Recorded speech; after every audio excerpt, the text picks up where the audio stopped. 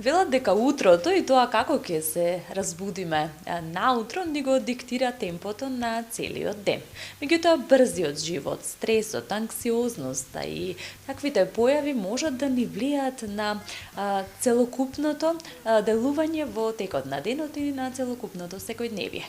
За утринските ритуали, за тоа како наутро да станеме посмирени, пофокусирани. Ова утро разговарам со психолог Фики Гаспар од Гаспар Центар за психофизичко здравје. Психолог Фики, ви благодарам што за утринската на Алфа ќе проговориме за оние секојдневни мали ритуали кои што се важни за менталното здравје и за тоа како да се разбудиме пофокусирани, порелаксирани и посмирени наутро. Добро утро, благодарам на вас за поканата. Колку менталното здравје денес е важно и колку е важно да имаме свој утрински ритуал за да се разбудиме порелаксирани? Така, истражувањето и праксата покажува дека вистински како го почнуваме денот доста влијае.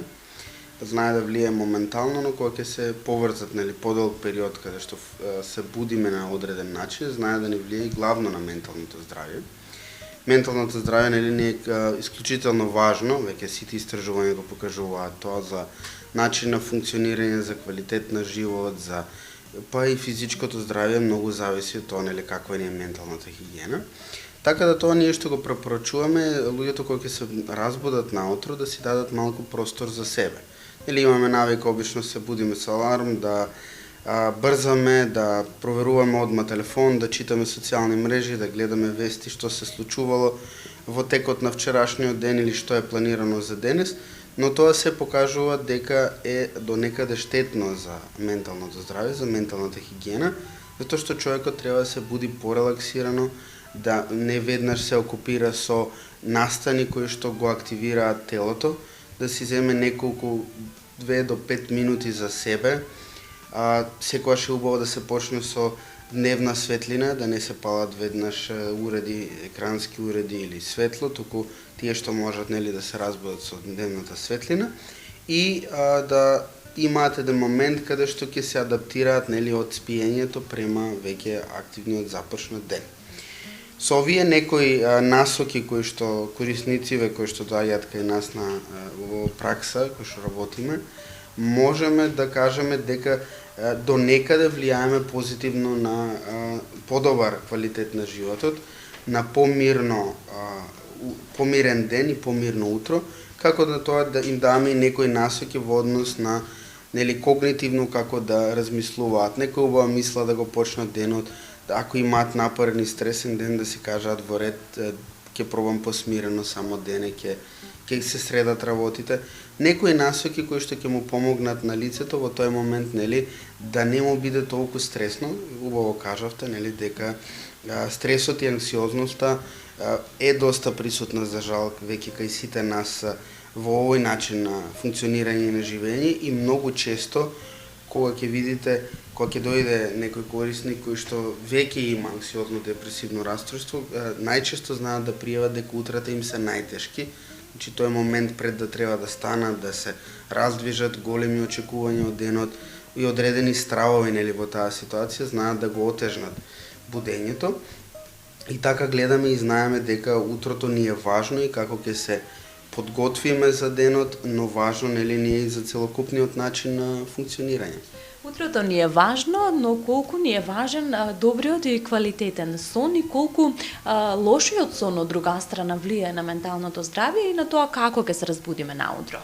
Така, знаете, депривација од сон во некои култури, во некои одредени ситуации, во историјата се користели како форма на мачење и тоа ни укажува дека кај нас луѓето, воопшто и кај сите животни што стануваат, сонот е многу важен.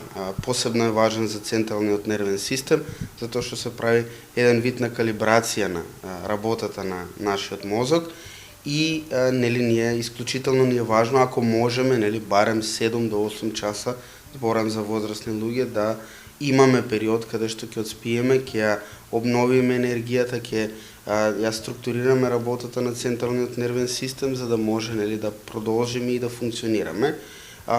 луѓето кои што поминуваат одредени периоди, кои што имаат голема депривација од сон, спијат многу кратко, дали е тоа ради во одредени ситуации или ете нови родители кои што нели имаат детенце, тоа често знае да биде таква фаза. Кога ќе направите вие истражување, укажуваат дека е многу стресен период и дека е тежок за секој организам и ги отежнува и другите работи понатаму, и когнитивните работи, и кариерата, и било каква социализација ја отежнува. Таа депривација од сон или отсуство од некој добар, квалитетен сон кој што ќе не врати нас повторно во нормално функционирање. Ги споменавте и вие социјалните медиуми, односно сите ние наутро сакаме да го провериме телефонот, колку тоа ни влие и колку тоа ни влие воопшто на менталното здравје денес. Така, да.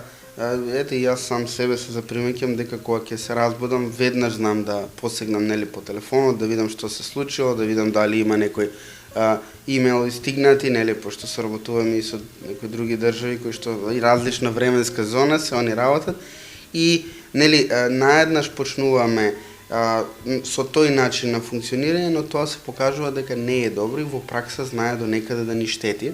Многу често сме разговарали за бенефитот и последиците, штетните последици од социјалните мрежи и треба да знаеме покрај тоа што имаме бенефит, сме веднаш информирани, сме во контакт со сите и има и психолошки штетни действија кои што знаат да настанат при премногу користење на социјални мрежи.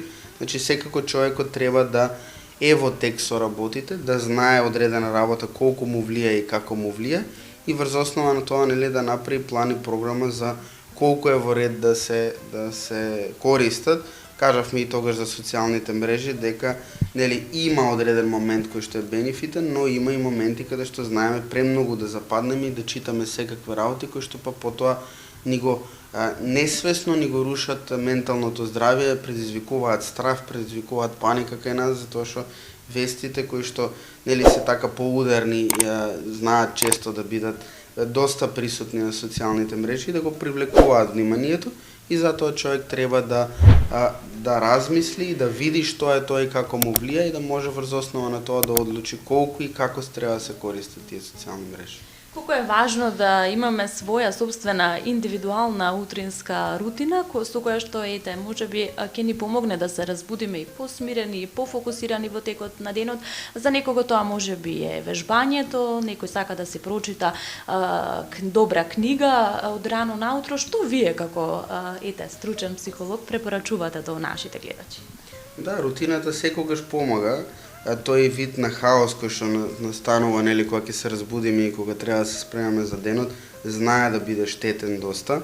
На сите им препорачувам да направат некоја рутина која што би им одговарало нив, баш како што кажавте, некој со спорт, некој со кафе, некој со нешто да прочита, нешто што ќе го направи човекот да се почувствува посмирен, порелаксиран, да го започне денот што нешто позитивно што е за него, многу влијае на тоа како ние го перцепираме денот, како функционираме во текот на тој ден и влијае главно пошироко на менталното здравје.